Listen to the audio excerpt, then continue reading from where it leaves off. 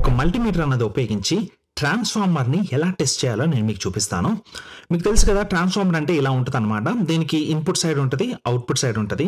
నా చేతిలో ఉన్నది ఇదైతే ఒక స్టెప్ డౌన్ ట్రాన్స్ఫార్మర్. అంటే ఇన్పుట్ సైడ్ ఏమో హై వోల్టేజ్ ఇస్తే అవుట్పుట్ సైడ్ ఏమో లో వోల్టేజ్ వస్తుంది అనమాట. ఫర్ ఎగ్జాంపుల్ ఇది కనుక చూసినట్టయితే ఇన్పుట్ సైడ్ ఏమో 117 వోల్ట్స్ వరకు ఇవ్వచ్చు, అవుట్పుట్ సైడ్ ఏమో దాన్ని 6.3 వోల్ట్స్కి స్టెప్ డౌన్ చేస్తుంది.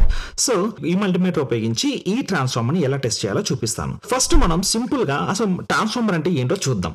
ట్రాన్స్ఫార్మర్ అంటే తెలుసు కదా, మన సింబల్ వచ్చేసి ఇలా డ్రా చేసి ఇలా డ్రా చేస్తాం, అలాగే అవుట్పుట్ సైడ్ కూడా ఇలా డ్రా చేసి ఇలా డ్రా చేస్తాం. ఇదేమో ఇన్పుట్ సైడ్, ఇదేమో అవుట్పుట్ సైడ్ అనమాట. ఈ పాయింట్ని ఏ అనుకుందాం, ఈ పాయింట్ని బి అనుకుందాం. ఏకి బికి మధ్య డైరెక్ట్ కనెక్షన్ ఉందన్నమాట. అంటే ఇలా వైర్ని ఇలా ఇలా ఇలా రింగులు చుట్టినా సరే, వైండింగ్లా చుట్టినా సరే ఏకి బికి డైరెక్ట్ కనెక్షన్ ఉంది. అంటే వాటి మధ్య ఎంతో అంత రెసిస్టెన్స్ అన్నది ఉంటుంది, ఒప్పుకుందాం. కానీ ఓపెన్ లూప్ అయితే మాత్రం అస్సలు ఉండదు. ఇదైతే ఉండదు, రెసిస్టెన్స్ మాత్రం ఎంతో కొంత ఉంటుంది.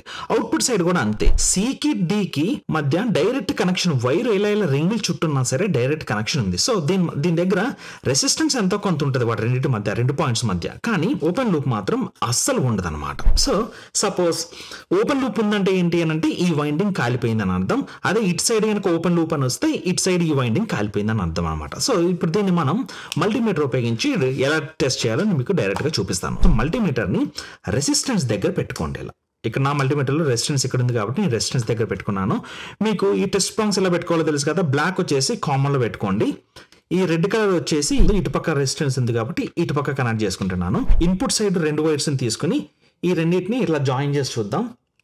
ఇలా జాయిన్ చేస్తే ఇన్పుట్ సైడ్ నాకు వచ్చేసి 0.4 కిలో ఓమ్స్ అని చూపిస్తుంది. అంటే ఎంతో కొంత రెసిస్టెన్స్ ఉంది, బట్ ఓపెన్ లూప్ అయితే లేదు. అంటే ఇన్పుట్ సైడ్ బాగానే పనిచేస్తుంది. ఇప్పుడు అవుట్పుట్ సైడ్ చూద్దాం.